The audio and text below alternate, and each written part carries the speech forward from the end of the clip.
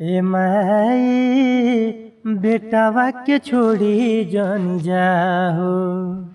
ए माई बेटावा के छोड़ी जानी जाहो।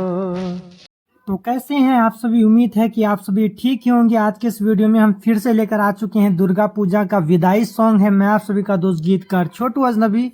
चलिए वीडियो में आगे बढ़ते हैं। और वीडियो में आगे बढ़ने से पहले आपको बता दूं, भोजपुरी, मगही, मैथिली में आप किसी भी प्रकार के गाने लिखवाने के लिए हमसे संपर्क कर सकते हैं। कम से कम चार्ज में आपको लिख कर दे दिया जाएगा।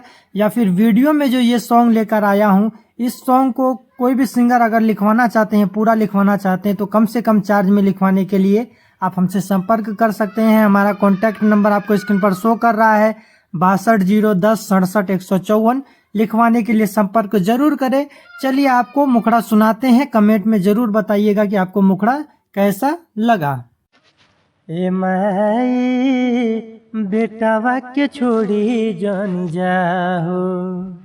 ए माई बेटावा के छोड़ी जानी जाहो।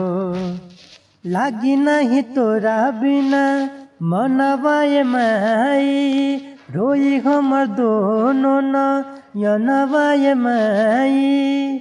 लागी नहीं तोरा बिना मनवा ए माई, रोई हमर दोनों नयनवा ए माई। कहरब कैसे विदा हो। ए माई बेटावा के छोड़ी जानी जाहो।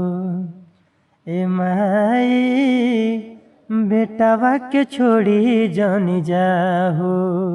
बेटावा के छोड़ी जानी जाहो। बेटावा के छोड़ी जानी जाहो।